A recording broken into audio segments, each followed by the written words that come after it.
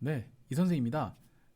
TAT 1급 39회 리뷰 지금 진행하고 있는데요. 문제 5번 법인세 관리 들어가도록 하겠습니다. 법인세 관리는 전산세무회계랑 비교해봤을 때 법인 세무조정이죠. 35점 배점이랑 5점이 더 많습니다.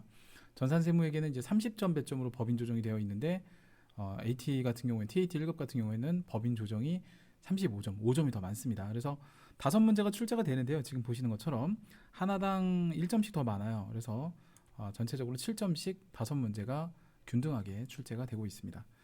자, 볼까요? 회사 코드를 바꿔주셔야 되는 거는 이제 아시죠? 회사 변경을 확인할 것이라고 이렇게 되어 있죠. 그래서 5139로 회사 코드를 변경해 주셔야 되고 요거부터 바꾸고 나서 시작을 하겠습니다. 자, 일단 지금 거성산업까지 작업을 한 거고요. 여기서 이제 5139로 이렇게 광성으로 바꿔주시면 되겠습니다. 이제 법인 조정부터 들어가면 되겠고요. 자, 지금 보니까 수익금액, 그 다음에 감가상각비, 퇴직연금, 소득금액 조정학교표, 기부금 명세서, 예, 글쎄 거의 뭐 맨날 나오는 것만 나와 그런지 몰라도, 예, 법인 조정은 뭐, 예, 이렇게 뭐 어렵거나 세액공제 쪽이나 조금 이제 좀 복잡해서 최저한세 뭐 검토하는 거라든지, 근데 그런 거 외에는 이번 회차도 그냥 평이한 수준의 난이도였던 것 같아요. 어렵게 어렵진 않습니다. 근데 하나하나씩 뜯어보면 좀 참신한 형태의 문제가 좀 있었던 것 같아요. 어렵지는 않지만 조금 이제 훅 들어오는 거 있죠. 왜? 그런 것들. 그게 어려운 건가? 하여튼 제가 봤을 때는 좀 기본에 충실하면서 뭔가 좀 변화를 많이 시도해봤던 그런 회차였던 것 같습니다. 전반적으로 그런 것 같아요. 이번 회차가. 자, 먼저 1번 수익금액 조정 명세서부터 진행을 해보도록 하겠습니다. 자, 1번 수익금액 조정 명세서 전체적으로 7점 배점 되어 있어요. 그러니까 하나당 7점씩 5문제가 출제가 됩니다. 자, 보니까 조금 형태가 달라 보이는 게 원래 하나만 나오는데 두 개가 지금 나왔어요. 두 개가 나왔고 대충 기간을 보니까 왠지 이 운정 오피스텔 신축은 입력을 안 해도 될 것 같은데 보니까 단기죠. 11월 달부터 시작해서 일단 뭐 그건 좀 이따 보는 걸로 하고요. 일단 그렇고 뭐 문제 한번 읽어볼게요. 수익금액 조정 명세서 평가 문제 작성하시오라고 되어 있고요. 뭐 메뉴 뭐 하라고 이렇게 다 주어지죠. 그 다음에 순서대로 하시면 됩니다. 그래서 쭉 이대로 진행할 건데 일단 1번부터 한번 해볼게요. 수익금액 조정 계산에서 결산상 수익금액을 조하여 반영하시오. 자, 요거 먼저 해보도록 하겠습니다. 그 세무조정 참고자료 1번을 보셔도 거기에 대한 부연 설명이 나오거든요. 그래서 요거 먼저 해보도록 하겠습니다. 자, 프로그램 들어가지고요. 수익금액 조정은 여기 있죠. 위치 파악을 좀 하시면 될 것 같고 아니면 F10번 눌러서 찾으셔도 됩니다. 일단 눌러주고요. 자, 찾는 방법은 쉽습니다. 1번 매출 누르신 다음에 F4번이에요. 여기 보시면 이제 매출 조회라는 게 있는데 여기 단축키가 F4번이거든요. 이거 누르셔서 불러오면 돼요. 그냥 이렇게 해서 보통 저는 뭐 이제 순서대로 불러오는데 이렇게 불러와도 돼요. 근데 금액 큰 순서부터 좀 불러와야 이쁘장해서 그렇긴 한데 그냥 뭐 이렇게 하겠습니다. 그냥 이렇게 저 실제 실무할 때는 막 이렇게 했었거든요. 이렇게 하시면 돼요. 이게 첫 번째입니다. 이게 이제 첫 번째 미션을 수행한 내용이고 두 번째는 이제 순서대로 하시면 돼요. 수익금액 조정 계산에서 작업 진행률에 의한 수익금액 반영하시오. 거기에 대한 사항이 이제 2번, 3번, 4번까지 5번까지죠. 이거 다 이제 나온 내용인데 뭐 2번은 별 특이 사항이 없는 것 같고 부동산 개발 사업 한다는 얘기, 뭐 건설 한다는 얘기고, 그다음에 현장별 계약 내용 및 공사 진행 이거 뭐 이거고, 그다음에 요 내용이죠. 중소기업으로 단기 공사에 관련돼서 인도 기준으로 수익을 인식한다. 인도 기준이라는 얘기는 이제 완성 기준을 얘기를 하는 건데, 요걸 좀 간단하게 좀 정리를 좀 해볼까요? 그러니까 일단 기업 회계 기준에서 봤을 때는 우리가 그 용역 있죠. 용역 제공 같은 경우에는 단기 공사 같은 경우에는 원칙이 진행 기준이 원칙이에요. 진행 기준으로 하는 게 이게 원칙이고, 좀 저기 했을까요? 넉넉하게 씁시다. 이게 이제 원칙이 있고 예외가 있는데 원칙적인 내용만 보면 그냥 진행 기준이에요.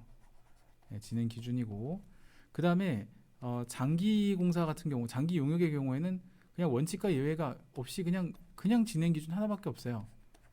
그렇고 법인세법 같은 경우에도 이제 일단 요거 이제 오른쪽하고 동일한데 왼쪽하고 동일한데 예외적으로 중소기업의 경우에는 완성 기준 즉 인도 기준을 준용을 한다라는 거죠. 이게 이제 중소기업 회계 처리 특례 기준이라는 게 있죠. 특례 규정.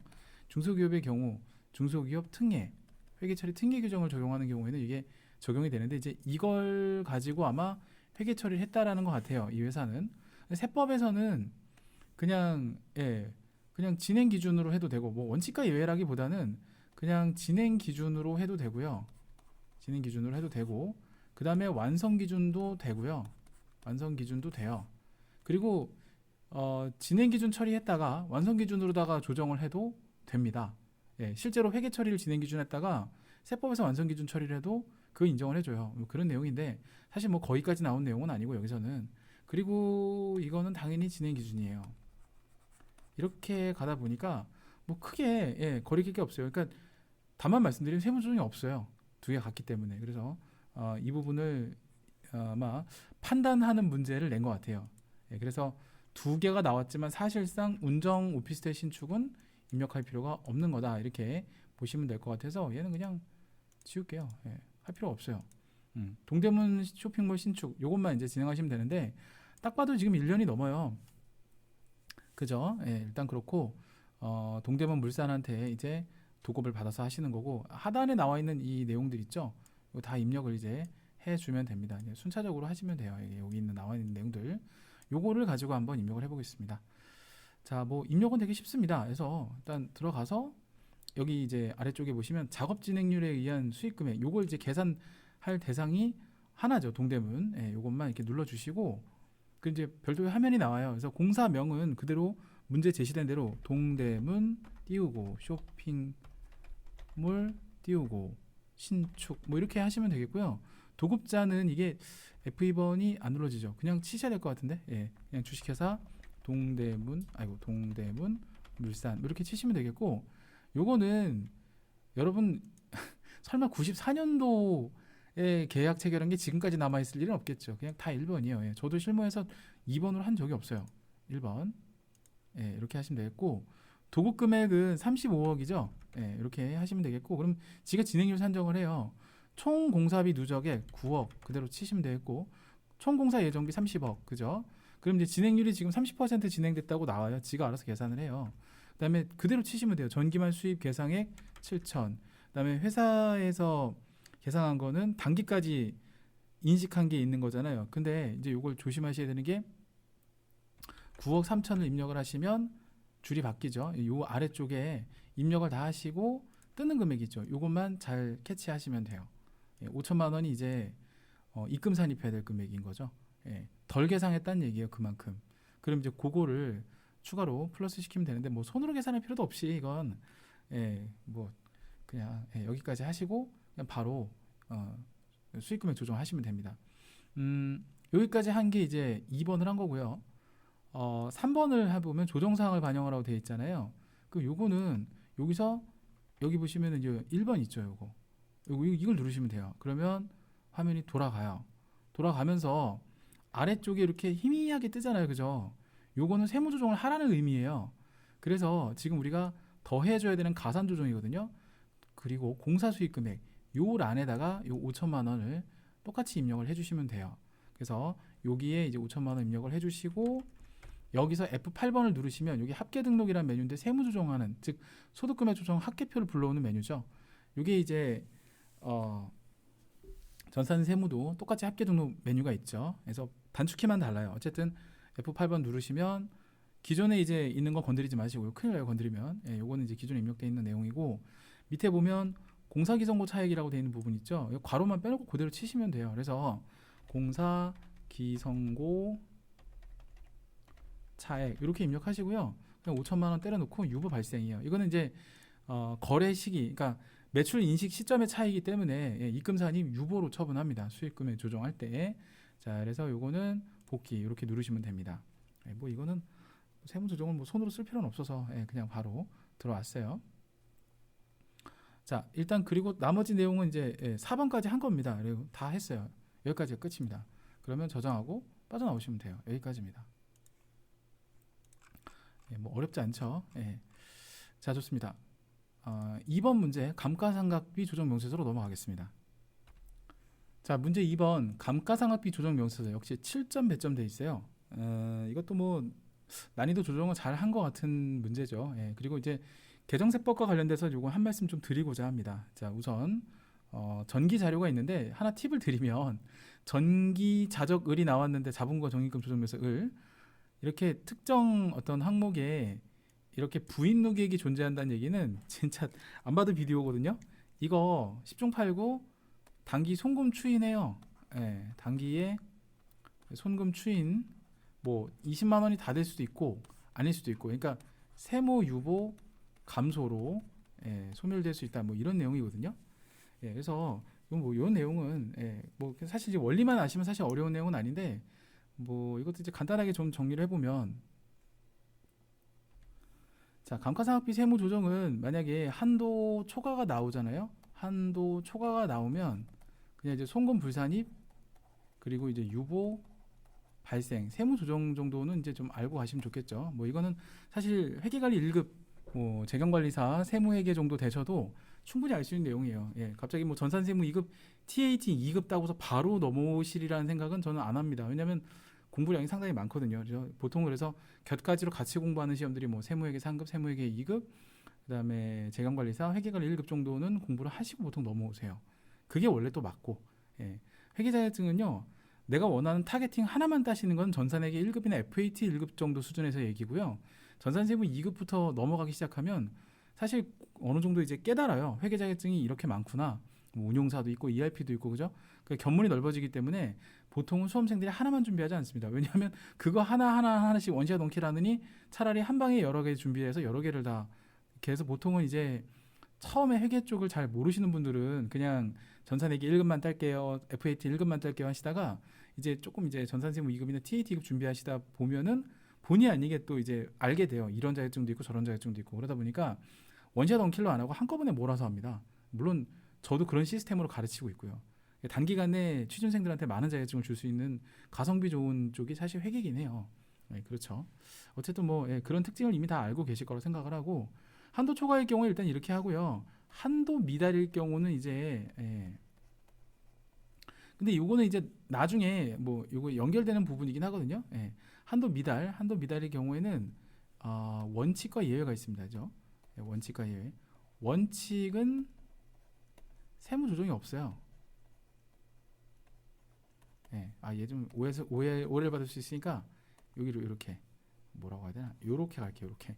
예외적으로는 세무 조정을 하는데, 세무 조정하는데 밑에다 좀 적어볼까요?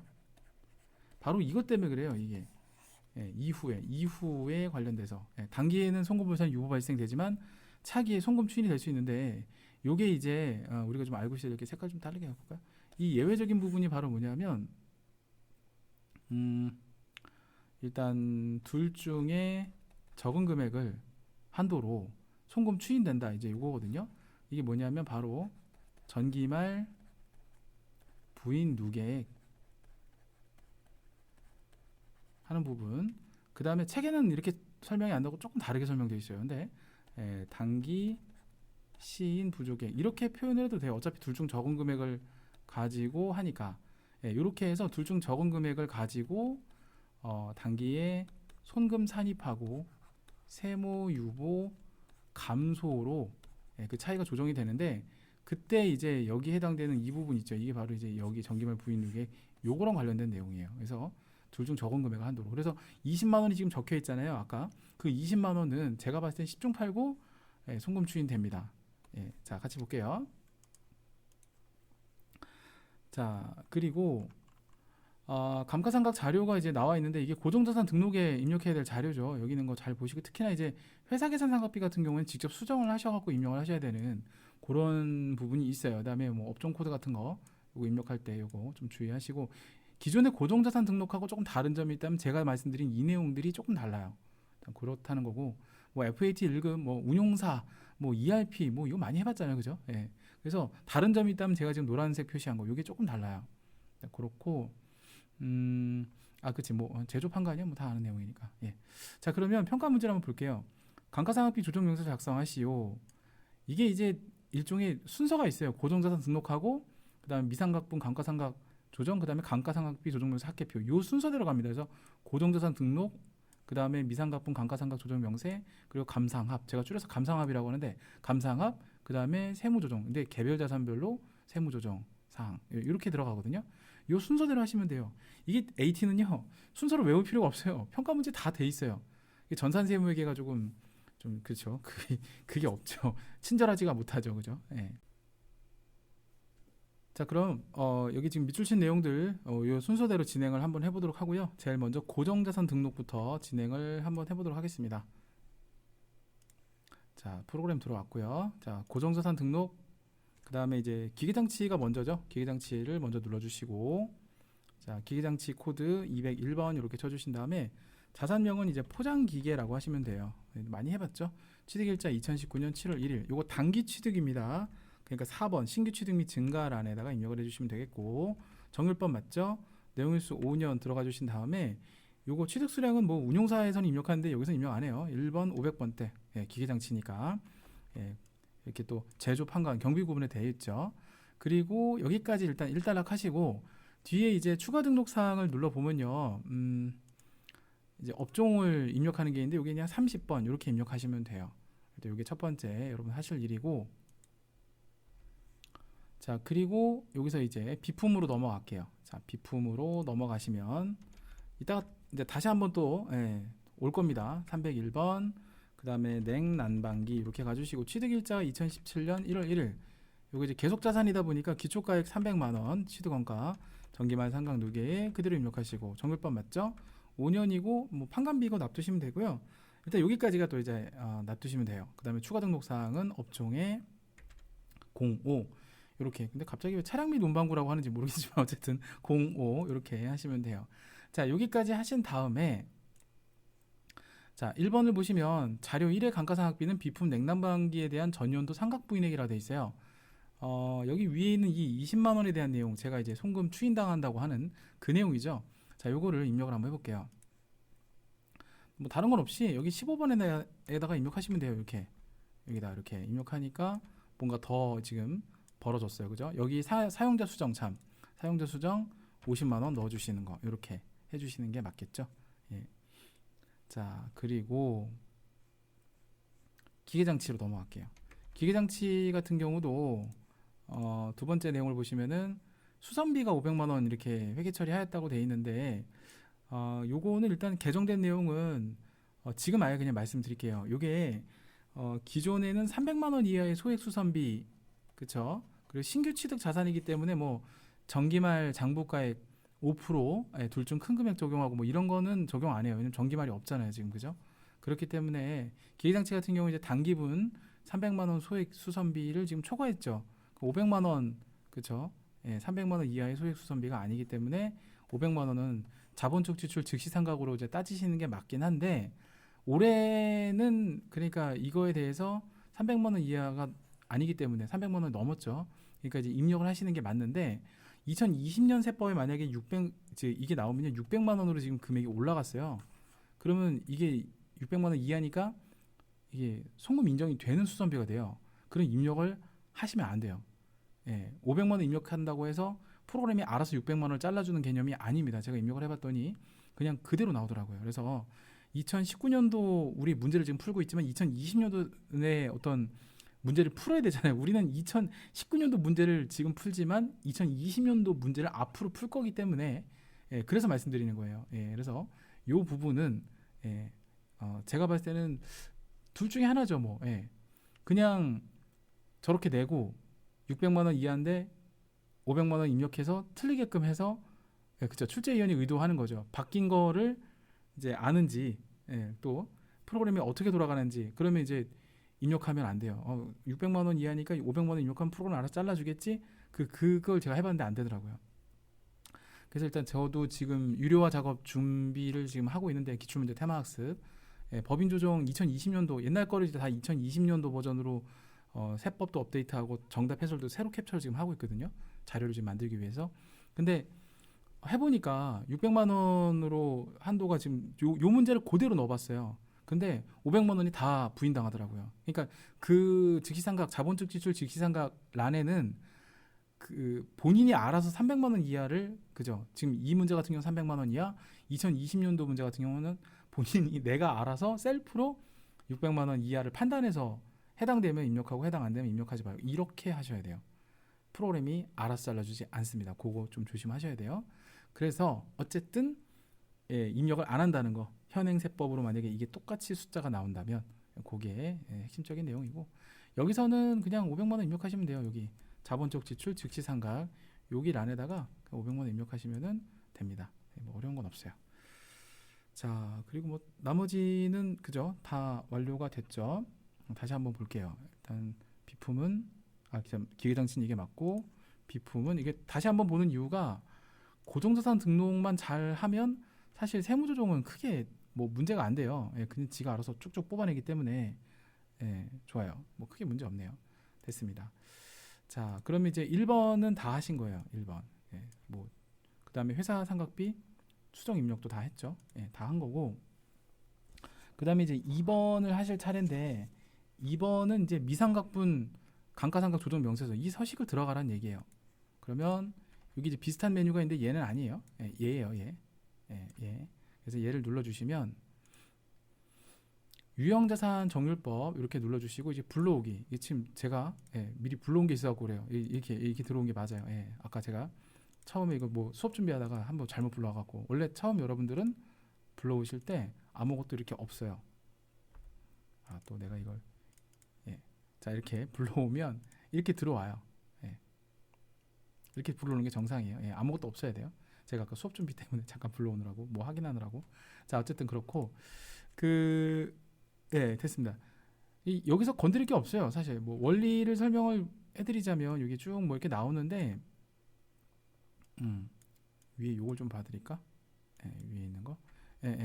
여기 보시면 조정액이라고 뜨는 부분이 있잖아요. 이 부분에서 상각부인액이 이미 나왔어요. 기계장치 같은 경우 이제 자본적 지출 즉시 상각 때문에 여기 보면 이제 요 내용이 나오죠. 상각범위액이 결정이 되고 뭐 잔존가액이 이렇게 프로그램에서 이렇게 계산을 합니다. 시인범위액하고 지가 알아서 계산해요. 손으로 계산하면 되게 복잡해요, 이거. 그래서 일단 이렇게 계산을 한 거고, 냉난방기 같은 경우에는 지금 시인 부족액이 발생을 했죠. 그래서 여기 보시면 이제 단기 상각 시인 범위액, 그죠? 근데 회사에서 50만 원밖에 계산 안 했기 때문에 요 금액만큼이 송금 산입되는 금액이 되겠다. 이제 요거를 얘기해주고 싶은 거고, 그냥 이거는 그냥 불러와 주시기만 하면 돼요. 사실 크게 뭐 문제가 될 게 없어요. 그리고 뒤에 거는 뭐 열어보지도 않아도 되는 게 정액법이 없잖아요, 그죠? 됐고, 그 다음에 마지막으로 이제 3번까지 하고 여기서 바로 세무조정이 되거든요. 그래서 감가상각비 조정명세 합계표 감상합, 그리고 일단 혹시 모르니까 세로 불러기를 한번 해줘요. 그러면 여기 보시면 이제 기계장치 같은 경우에는 상각 부인에게 금액이 떴죠. 요거 송금불산이 유보 발생이고, 기타 자산은 이제 비품을 얘기하는 건데 시인 부족액이 떴죠. 지금 요게 이렇게. 그러면 시인 부족액이 떴고, 그 다음에 기존에 이제 요거 좀 설명을 좀 드리면 요거에 대해서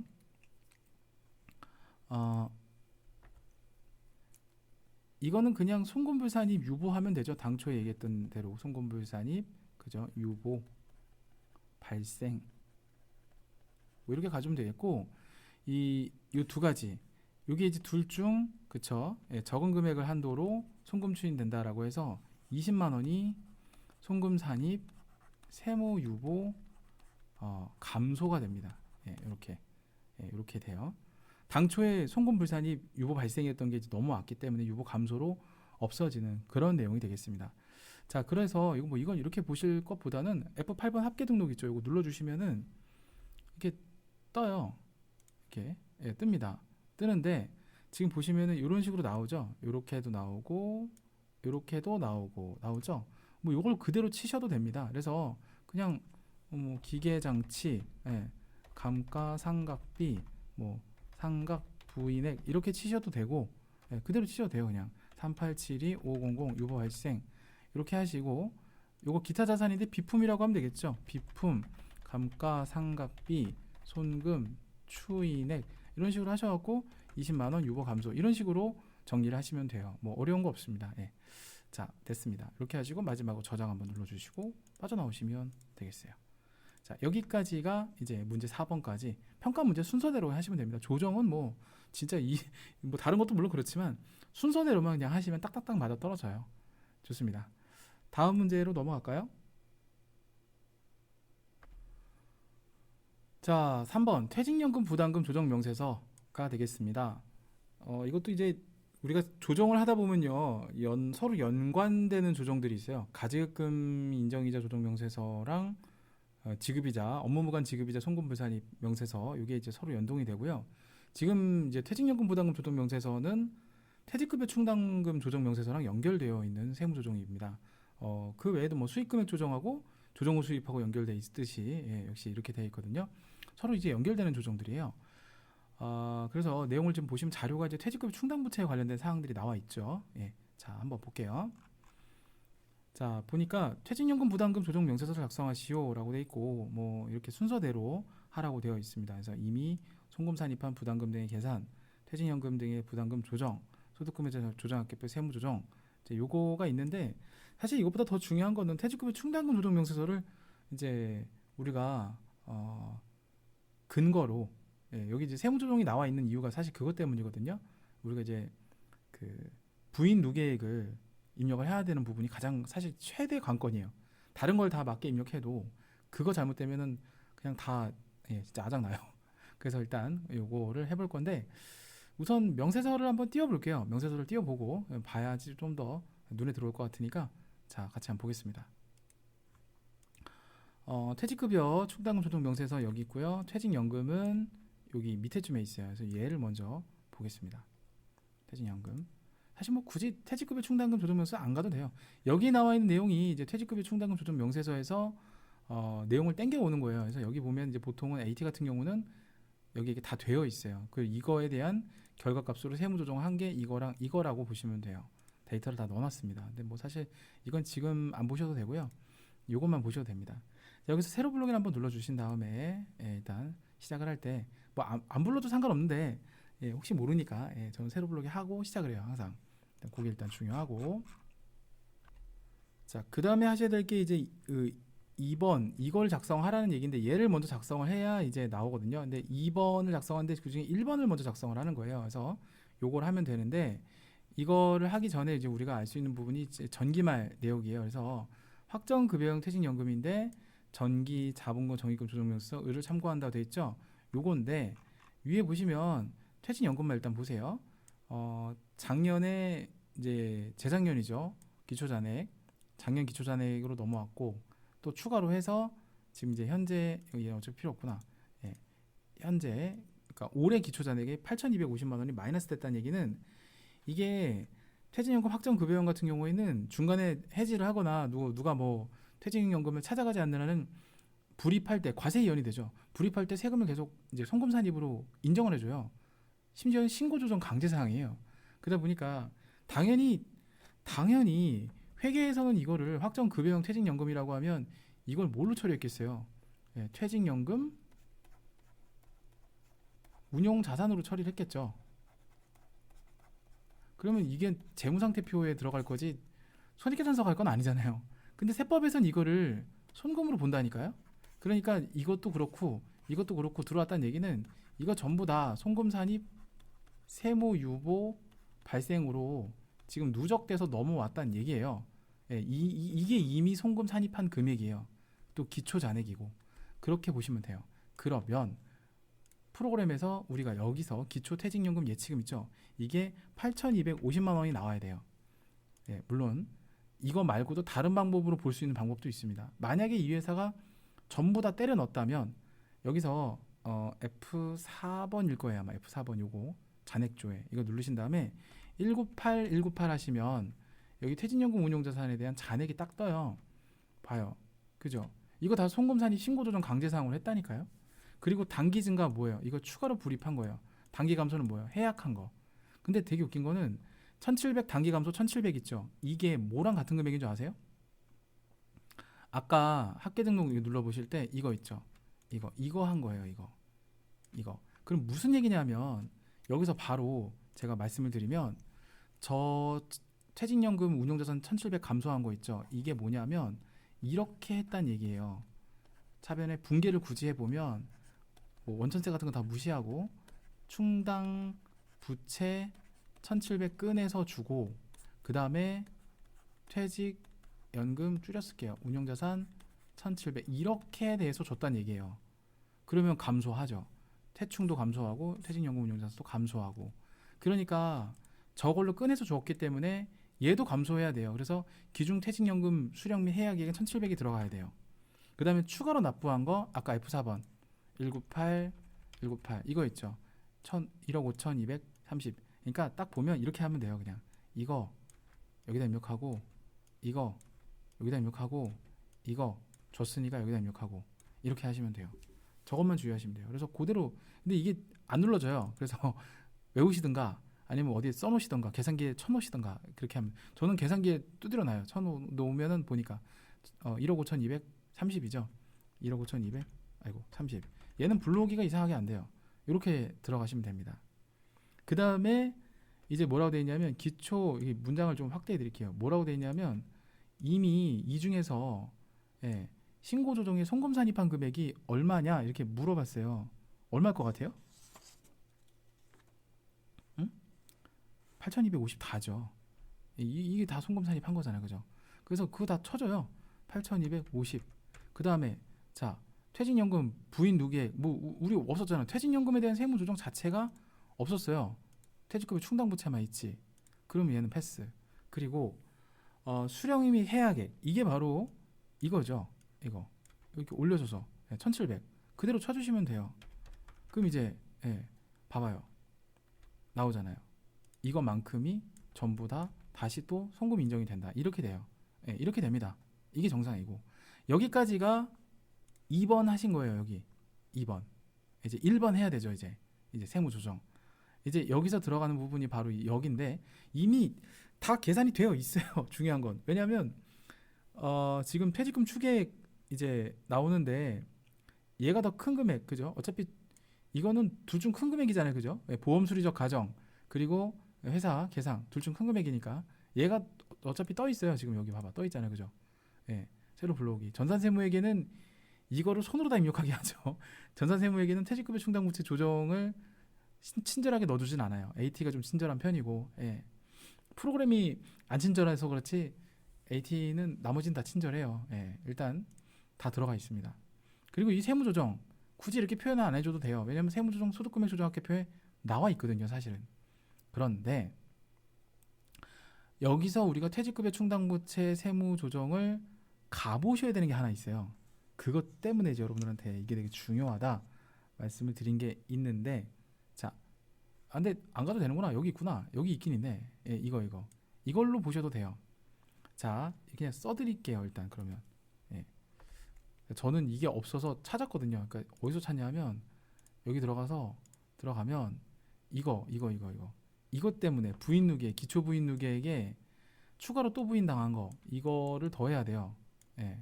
이거를 더하고, 그 다음에 그 중간에 이제 해약한 거 1700이 있어요. 그거를 빼주고 이렇게 막 해줘야 돼요. 어쨌든 여기서 조정을 하면 이렇게 두 개가 나와요. 이렇게 두 개 이렇게 나오는데, 일단 그 세무 조정을 일단 하겠습니다. 자, 아니 세무 조정이 아니라 금액을 계산하겠습니다. 그래서 정리를 해보면, 요거 있는 거 부인 누계에게, 얘도 부인이죠. 얘도 부인, 이렇게 두 개를 더 하고요. 이거는 이미 준 거니까 반대 부호잖아요. 얘는 빼주셔야 돼요. 이렇게. 그래서 이게 단기 부인액, 이게 전기 부인액. 그러면 이 두 개를 더하면 부인 누계액이고, 순수한 부인 누계액은 이제 올해 걸 차감한 나머지가 됩니다. 그러면 요 금액이 얼마가 나오냐면 298-761-370 더하기 6,900에서 1,700을 빼주시면 350, 정답 해설도 나오긴 해요.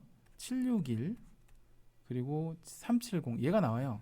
얘를 입력을 하셔야 되는데, 어디에 입력하셔야 되냐면 여기 있죠. 단기말 부인 누계, 여기다 입력하셔요. 이게 거의 꽃이에요. 이 이제 몇 번 여러분들 그 익숙해지셔야 돼요. 작성 원리에 대해서 어떻게 하는지. 일단 이게 일단 중요하고, 일단 여기서 입력할 건 다 끝났어요. 여기까지 하시면. 그리고 이제 마지막 합계 등록만 남았는데, 이게 집중을 잘 하셔야 되는 게, 이렇게 합계 등록을 하잖아요. 그럼 이렇게 나와요. 이렇게. 그러니까 뭐 하나가 안 보이죠. 제가 아까 얘기했는데. 예, 다시 한번 써드릴까요? 자, 봐요. 퇴직급여 충당부채 1700 있죠. 이거 어떻게 나왔다 그랬죠? 차변에 퇴직급여 충당부채 1700 맞죠? 이거 어디서 꺼내줬다고요? 퇴직연금 운용자산 1700 맞죠? 이게 뭐 한 거예요? 인출한 거잖아요 지금. 근데 얘는 처음에 이렇게 퇴직연금을 만약에 1700을 불입을 했다면, 예를 들어서 이게 만약에 인출이고 이게 만약에 불입을 했다면, 원리를 이해하셔야 돼요. 불입을 했다면 얘 어떻게 돼요? 송금산입, 세무유보 발생됐겠죠. 근데 인출을 하면 어떻게 되겠어요? 그렇죠. 당연히 입금산입, 과세이연이, 그래서 과세이연이에요.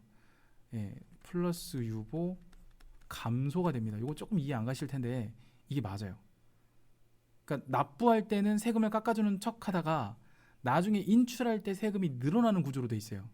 그게 과세이연이에요. 그래서 유보로 잡는 거고. 그래서 이거에 대한 세무 조정을 해줘야 돼요. 입금산입, 퇴직연금 운용자산 1700 유보 감소. 안 나와요. 여기서는 안 나와요. 근데 이걸 어떻게 하느냐? 봐봐요. 이 나오잖아. 이거 해줘야 돼. 이거 여기 금액이 뜨면 해야 돼요.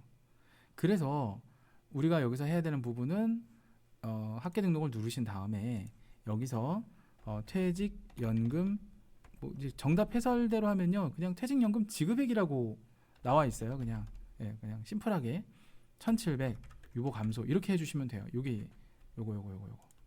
이렇게. 알겠죠? 이거는 프로그램에서 자동으로 계산 안 해줘서 여러분들이 그 원리를 깨달으셔서 넣으셔야 돼요. 일단 그거 중요하고, 그럼 이게 궁금하신 분이 계세요. 이거 퇴직급여로 줬는지 뭔지 어떻게 하느냐. 그래서 원장 조회를 한번 해볼게요. 295를 한번 해볼게요. 여기 보시면은 퇴직급여 지급 보이시죠? 보세요. 4200을 지급하는데 그 중에 퇴직연금을 꺼내줬죠. 얼마만큼? 1700. 감소했잖아요. 맞잖아요. 그죠? 그리고 퇴직급여 충당부채는 만약에 전기부인액이 있을 때 지급액을 지급할 때 이제 그것만큼 이제 송금 산입이 되는 특징이 있어요. 그러다 보니까 그걸 이제 반영을 한 거고, 그래서 이제 아까 그 학계 등록이 나온 거고, 이제 나머지는 송금 산입 범위 미달액이라고 되는 부분 있죠. 이거는 그냥 그대로 여기다가 넣어주시면 돼요. 그래서 그냥 연금 퇴직 은연금 불이백, 불이백 또는 뭐 그냥 편하게 하시면 돼요. 공식 정답은 그렇게 돼 있어서 저도 그냥 이렇게 하고 있는데, 잠깐 15 2300 플러스 엔터. 이렇게 조심하셔야 될 건, 얘는 이제 올해 처음 불입한 거기 때문에, 그쵸? 얘는 유보 발생이 되는 거고, 얘는 이미 불입한 것 중에서 해약을 했기 때문에, 수령 및 해약을 한 거기 때문에 유보 감소가 되는 게 맞다. 이렇게 보셔야 됩니다. 자, 이렇게 받고 빠져나오시면 됩니다.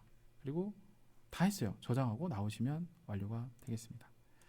자, 됐고, 그 정답 해설 부분에서 나와 있는 내용을 보시면 이제 요렇게 되어 있어요. 요게 이제 요 금액이 되거든요.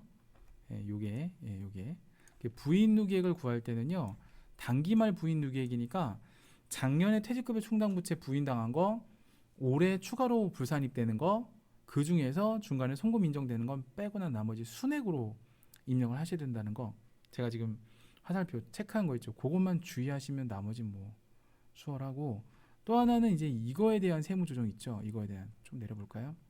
이거에 대한 세무 조정, 요게 이거랑 물려서 돌아가는 거기 때문에 이거에 대한 세무 조정을 하셔야 된다는 거, 기준 및 수령 및 해약액, 요것만 주의하시면 될 것 같아요. 됐습니다. 좀 이거는 연습을 많이 하셔야 돼요. 프로그램 자체는 쉽게 되어 있고 뭐 이렇게 되어 있는데, 담는 이론이 어느 정도 좀 돼 있으셔야 돼요. 그 퇴직연금 운용자산의 어떤 성질, 속성, 회계에서는 전부 다 재무상태평 뭐 처리하잖아요. 비용 처리 안 하잖아요, 그죠? 뭐 그런 것부터 시작해서 신고조정 강제 사항이라는 거, 뭐 이런 것도 좀 체크를 하셔야 될 것 같습니다. 프로그램에서 지원을 안 해주기 때문에 원리를 조금 짚어가면서 가실 필요가 있을 것 같아요. 자, 좋습니다. 이어서 소득금액 조정 합계표 쪽으로 넘어가도록 하겠습니다. 자, 문제 4번 소득금액 조정 합계표 역시 7점 배점으로 되어 있어요. 이게 이제 항목별로 하나씩 배점을 넣거든요.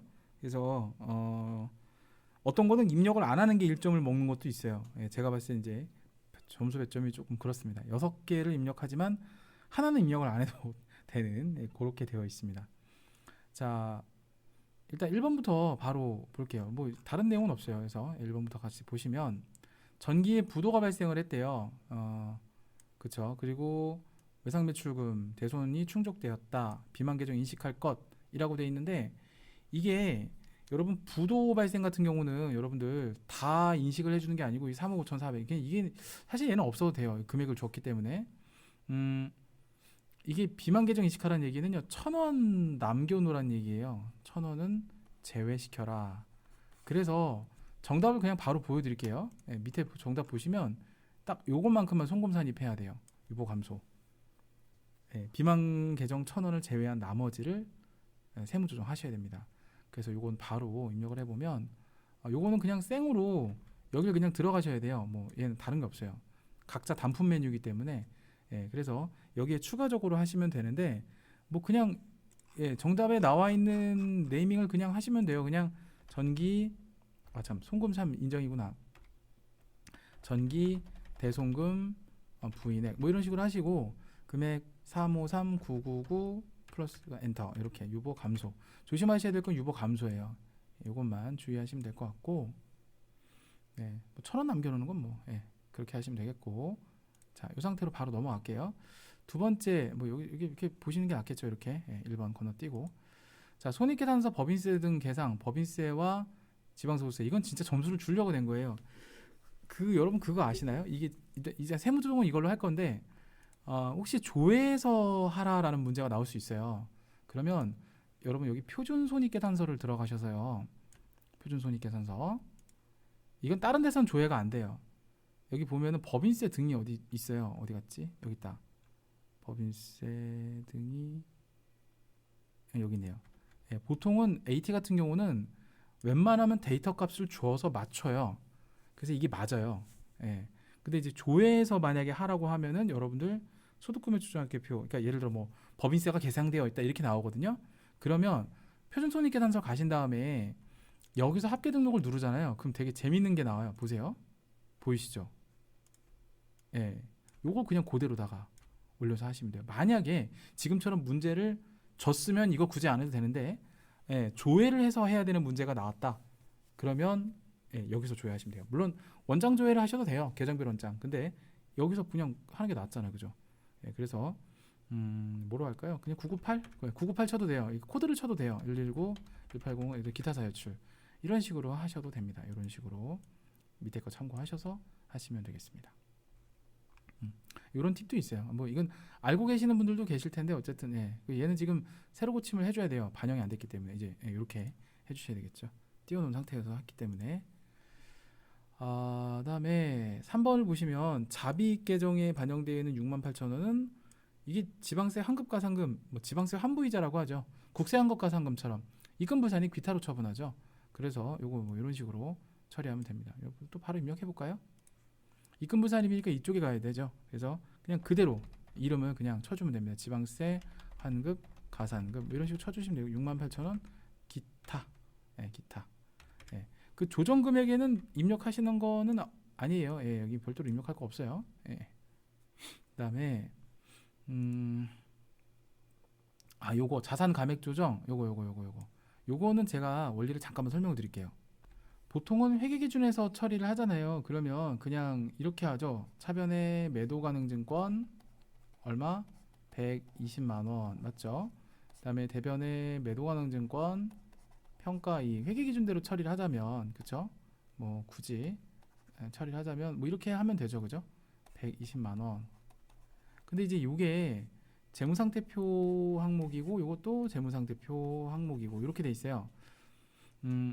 이런 경우에 이제 우리가 이중 세무조정이라고 하는데요. 우선은 첫 번째로는 번호를 매겨볼까요? 얘를 일단은 하셔야 돼요. 그래서 1번에 대한 세무조정을 만약에 하게 되면 굳이 분개를 해보면 이게 이렇게 되거든요.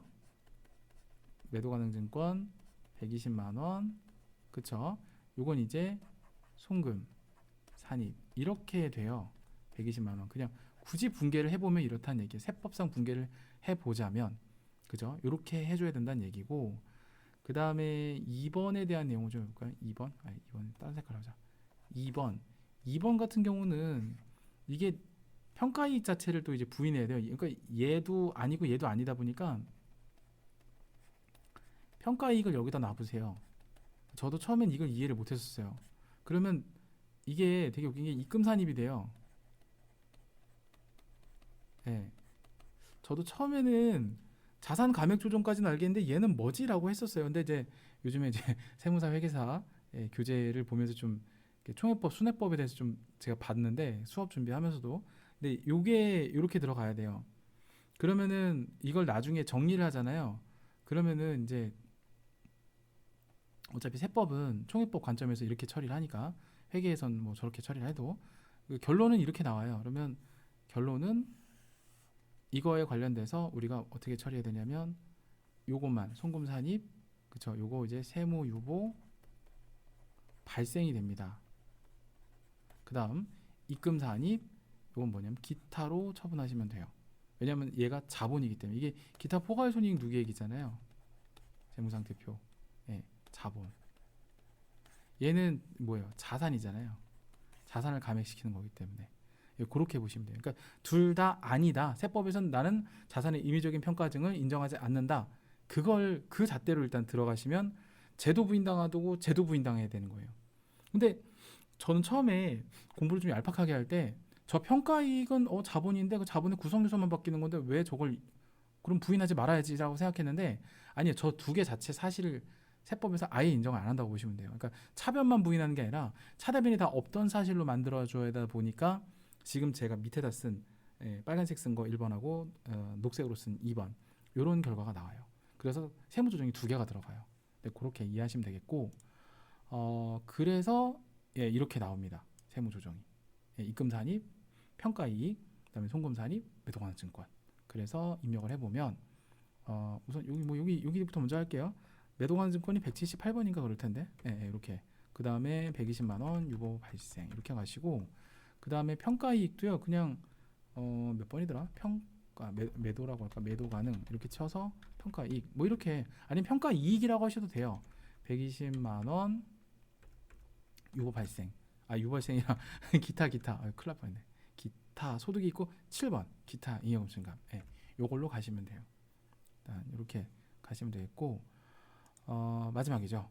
세금과 공가 토지취득세는 이거는 뭐 유보 발생 송금 불산입하면 되겠죠. 그리고 이게 연체가산금은요 연체자 들어간 애들은요 송금 인정 다 돼요 일단. 그래서 요건 틀렸습니다. 그래서 요거는 입력하지 않고 저것만 365만 원만 세무조정해서 송금 불산입 유보 발생 이렇게 하시면 돼요. 그래서 요것도 여기다가 뭐라 할까 토지취득세 그냥 그대로 공식 정답대로 할게요. 이렇게 들어가시면 돼요. 얘는 단품 메뉴라서 점수를 좀 주려고 하는 성격이 상당히 강해요. 그래서 넙죽넙죽 잘 받아 먹으면 됩니다. 그래서 뭐 요번 회차는 뭐 어려운 게 없었어요. 하나도 그냥 저냥 할 만한 다른 회차까지 두루두루 공부하셨다면 그렇게 어렵지 않은 일단 법인세 등이 나왔잖아요. 그 토지 취득세 나왔고 뭐 매도한 증권 좀 어렵다고 하지만 뭐 지방세 환부이자도 나왔고 뭐 이만한 게 없어요. 자 그래서 최소 반타작 이상을 하실 수 있다는 거.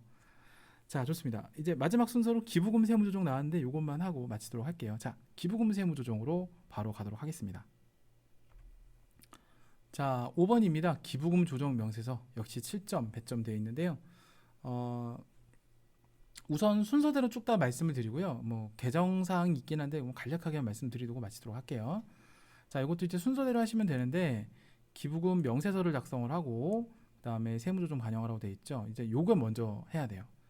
기부금 조정은 다른 세무 조정이 끝난 다음에 맨 마지막에 하는 조정이다 보니까 항상 5번이에요. 그리고 그 다음에 기부금 조정 명세 작성하고 이제 뭐 법과세까지 가버려요. 보통 법인세 과세 표준 및 세액 조정 계산서를 안 가면 그 대신에 기부금 그 2월 송금 산입 명세서 작성을 시키거든요. 근데 풀세트로 알아두시긴 해야 돼요. 어쨌든 뭐 2월 되는 기부금이 지금 없다라는 가정이 있기 때문에 일단 기부금 명세서 작성을 하면 되는데요. 하나하나씩 건 바이 건으로 가면요. 이렇게 1번, 2번하고 관련되어 있는 내용이 문제 1번입니다. 그래서 기부금 명세가 여기 나와 있긴 하죠. 이렇게 보시면 되는데 불러오기 전에 요거 한번 요건 검토 좀 해볼게요. 요건을 검토해 본 다음에 한 번씩 가보도록 하겠습니다. 자, 뭐 이렇게 친절하게 다 이렇게 명세가 나와 있으면요, 일단 뭐 여기서 바로 결정을 좀 하면 돼요. 일단 기부금, 사립학교 시설비, 법정기부금 뭐 좋고요. 이건 동그라미. 그리고 모금행사 기부인데 법정기부금이고 어음기부. 어음기부. 기부금 어음으로 주면 참 마음이 그렇죠. 이거는 X예요. 예, 요거는 손금 불산입 유보 발생을 해야 됩니다. 예, 귀속 시기가 지금 다음 연도예요. 2019년도 기준 문제이기 때문에 3월 15일 날 만기 결정이죠. 그러면은 1년 만기 어음을 줬어. 와, 씨. 이거는 어음, 왜냐하면 이건 왜 그래요? 어음이 무슨 성격을 갖고 있기 때문에, 어음이래네. 이 기부금이 무슨 성격을 갖고 있기 때문에 현금주의를 원칙으로 하기 때문에 그렇습니다. 일단 이거 틀렸고, 그 다음에 장학된 채, 뭐 대안 장학회 지정, 뭐 이거 크게 문제 없고요. 그 다음에 향후의 기부, 이건 당연히 안 되죠. 이거는 그냥 두드려 맞아야 돼요. 송금불산이 비지정 기부금, 그쵸? 기타 사유출, 단체 향후회에다 기부했기 때문에 기타 사유출이 맞습니다. 이렇게 세무조정을 해야 될 것 같고요. 두 건의 세무조정이 나오네요. 그리고 요건데, 요거 이제 판매 목적으로 생산한 컴퓨터를 특수한 계좌에 있는 지정기부금 단체에 기부하였다. 시가냐 원가냐라는 건데 당연히 시가예요. 왜냐면 요거는 뒤에서 한번 정리해 드릴 건데, 이게 특수관계가 있는 지정기부금일 경우에는 시가고요. 시가 장부가 둘 중 큰 금액 정확하게는. 그리고 특수관계자 없는 자에게는 이제 원가 장부가로다가 처리를 합니다. 그래서 고규정을 적용을 해서 그래서 이건 이제 어쨌든 맞기는 맞는데 시가로 우리가 봐줘야 된다라는 거죠. 자, 그래서 그걸 이제 정리를 이렇게 들어가시면 되고, 요거 하기 전에 요거에 대한 얘기를 잠깐만 해드릴게요. 요거에 대한 얘기를. 자, 우리가 현물 접대비와 현물 기부금이 있어요. 요건 조금 이제 뭐 앞으로도 계속 나올 거기 때문에 한 번만 짚고 갈게요. 현물 접대비 같은 경우에는 둘 중 큰 금액인데 시가와 장부가 이렇게 보시면 되겠고, 그 현물 기부금의 경우에는 비교를 하셔야 되는 게, 얘가 이제 옆에다 좀 쓸게요. 누구냐에 따라 좀 틀려져요. 그래서 이게 법정 기부금이냐, 지정 기부금이냐, 아니면 이제 비지정 기부금이냐, 이거에 따라 나눠지는데, 법정 기부금은 장부가액이거든요. 근데 지정 중에서도 특수 관계가 아닌 사람하고 인 사람하고 있을 때 이렇게 둘은 장부가액으로 합니다. 2019년 기준으로는 요게 맞아요. 그리고 뭐 요거 잠깐 너 뭐하니? 이렇게 묶어야지, 그지? 이렇게는요. 맞죠? 시가 장부가 둘 중 큰 금액이에요. 그러니까 이게 이제 저기랑 똑같죠. 접대비랑, 그죠? 그래서 요 포인트와 요 포인트가 똑같아요. 그래서 이제 여러분들 주의하실 점은 이제 요거. 그래서 시험 문제 요 문제에서는 이걸 낸 거죠. 이거 지정기부금인데 특수관계자 있는 자, 요걸 낸 거예요. 그래서 그렇게 보시면 되겠고요. 자, 일단 불러와서 입력을 해볼게요. 요거 기부금 명세서는 저기 있어요. 저 밑에 여기 있어요. 여기 있죠? 아니면 F10번 찾으시면 돼요. 그다음에 요걸 먼저 들어가셔서 일을 하셔야 돼요. 요거 들어가시고 그냥 여기서 불러오기를 먼저 눌러요. 이렇게 그럼 쭉쭉 나오죠. 그 유형을 여러분들이 누르시면 되는데 그 다 돼 있어요. 그래서 그냥 하시면 돼요. 그래서 일단 1번 누르시면 되겠고, 밑에 있는 거 이거 이제 그 저거죠. 비지정 기부금이죠. 독도 지키기. 그럼 요거는 기타 4번, 50번 이렇게 하시고, 요거 건바이 건으로 그냥 바로 세무 조정할까요? 갈구치니까 학계 등록 눌러서요. 기타 기부금 500만 원 나오죠. 요거는 그냥 뭐라고 해야 되냐? 어음 기부금이라고 할까요? 어음 기부금 500만 원 유보 발생. 이렇게 뭐 바로 때려주고 창 닫고, 왜냐면 이제 금액이 계속 누적돼서 그래요. 그다음에 요거는 뭐 문제 없으니까 지정 기부금 이렇게 해 주시면 되겠고, 그다음에 얘는 이제 기타 기부금이죠. 비지정. 얘도 그냥 학계 등록 바로 눌러서 봐봐요. 누적됐잖아요. 그죠? 지금 요게 얼마야? 800만 원이죠. 요거는 우회 기부금 뭐 이렇게 공식 정답대로 이게 중요한 건 아니에요. 요거는 기타 사유출 이렇게 처분하시면 되겠고 어쨌든 여기는 요게 두 개 금의 합계랑요 얘랑 맞으면 돼요. 일단 그렇고 그래서 요거 이제 끝났고 소득금의 조정학계표 사야 될 거 직부인액은 끝났고 문제는 요건데 요게 이제 일단 지정기부금으로 하시고요 7천만 원 요 건드리지 말고 이대로 납두시면 돼요. 만약에 이게 원가를 장부가를 적용한다 그러면 그 금액을 수정하셔서 6천만 원으로 바꾸시는 건 맞긴 해요. 이게 이렇게 해놓으면 이제 뭐 한도 초과라든가 이런 거에 이제 다 반영을 하게끔 되어 있는 거거든요. 그래서 이렇게 하시면 되겠고 그 다음에 이제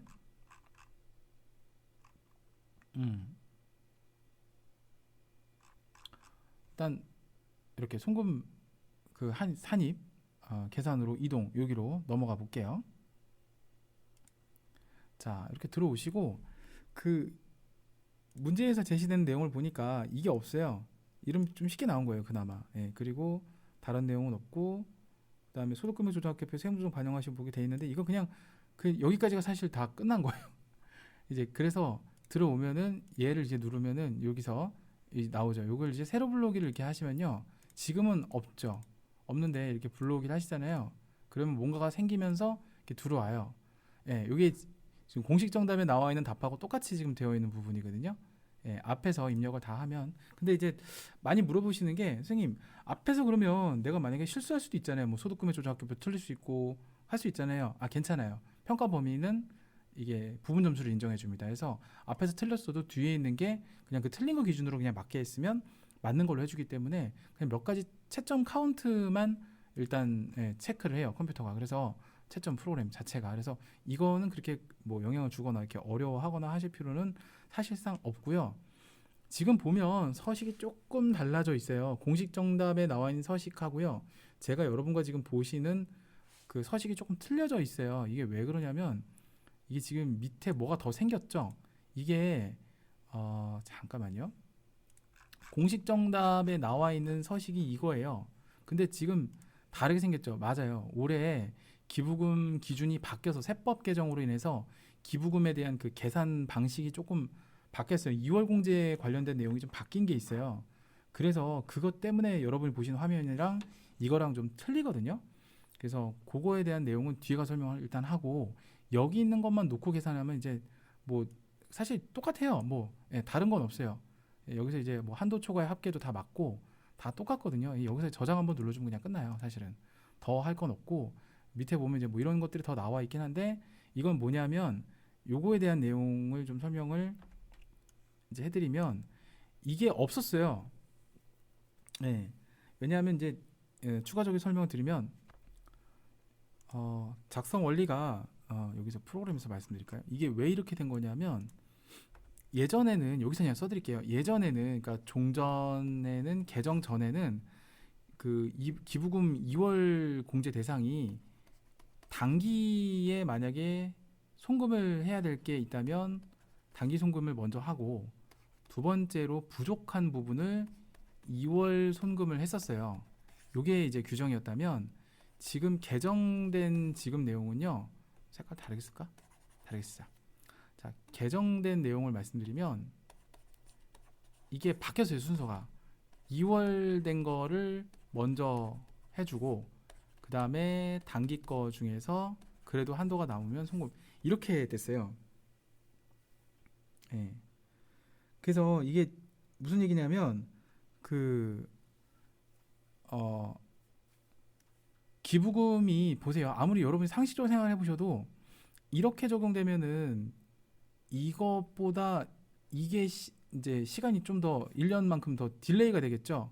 그렇죠? 그러니까 이제 2월 결손금 공제 같은 경우도 그렇잖아요. 이게 단기 거 먼저 해주고 이제 전에서 넘어온 거 그냥 순차적으로 그러면 어떤 거는 시효가 완성이 돼서 공제를 못 받는 게 생길 수 있어요. 근데 이렇게 되면 그래도 1년 정도는 시간을 벌 수 있잖아요. 그죠? 그리고 올해 거는 뒤로 또 10년이니까 이게 기부금 2월 송금이 이제 10년으로 가다 보니까 이제 그런 내용들이 반영되다 보니까 분명히 이 부분은 시험 문제에 나올 것 같긴 해요. 근데 이제 뭐 여러분들 괴롭히려고 내기보다는 그냥 이제 서식 자체가 바뀌었기 때문에 뭐 어렵게 낼 수는 없어요. 사실 이거는 그냥 여러분들이 바뀌었다 정도만 알고 계시면 될 것 같고 그래서 서식도 바뀌어 있어요. 근데 제가 19년인데 이거를 바로 반영했는지는 몰랐어요. 근데 20년 개정 세법인데 서식이 아예 다 바뀌었네요, 그죠? 예, 공식 정답 서식하고 분명히 다르게 되어 있습니다. 예, 그죠? 그래서 일단 평가 범위도 딱 6번까지만 보겠다 이렇게 되어 있어서 여기까지만 보시면 될 것 같아요. 여기까지만 알겠죠? 이 밑에는 안 보셔도 됩니다. 그래서 아마 막판 문제라서 2월 결손금이나 뭐 그 뭐죠? 그 기부금 2월 송금 산입에 대한 내용을 일부러 안 집어넣은 것 같아요. 제가 봤을 때는 밑에 거 안 보셔도 됩니다. 그러니까 예, 뭐 딱히 변동 사항도 없고.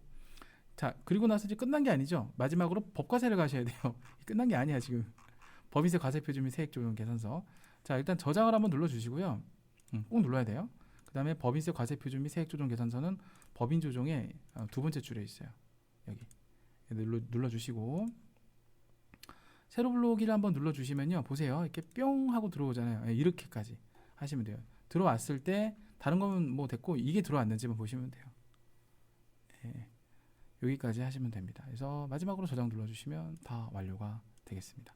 여기까지. 예, 됐습니다. 반영하시오라고 되어 있으니까 뭐 분납을 하거나 굳이 그럴 필요 없어요. 예, 여기까지만 하시면 되겠습니다.